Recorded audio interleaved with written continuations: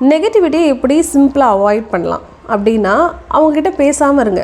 அதுவே ஒரு நல்ல விஷயந்தான். சண்டை போடணும்னு அவசியம் இல்லை, கத்தணும், டென்ஷன் ஆகணும், எதுவுமே அவசியம் இல்லை. இல்லை நீங்களே உங்களை வந்து அவங்கக்கிட்ட ப்ரூவ் பண்ணிக்கணும், கண்டிப்பாக கிடையாது. ஏன்னா அவங்க வந்து உங்களுக்கு ஈக்குவலான ஒரு பர்சன் கிடையாது.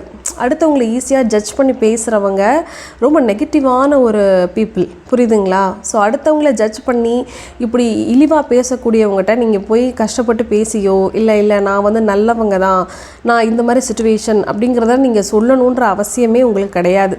அதே மாதிரி அடுத்தவங்க உங்களுக்கு வந்து நல்லவங்க சர்டிஃபிகேட் கொடுக்கணும், அடுத்தவங்கள்ட்ட நம்ம நல்லவங்கன்னு பேர் எடுக்கணுன்ற அவசியமும் கிடையாது. உங்கள் குடும்பத்துக்குள்ளே உங்கள் ஹஸ்பண்ட், உங்கள் பிள்ளைங்க, இவங்க தான் உங்களோட வாழ்க்கை. அப்படி இருக்கும்போது அவங்க உங்களை நல்லா புரிஞ்சுக்கிட்டாங்களா, அவங்கக்கிட்ட உட்காந்து பேசுங்க.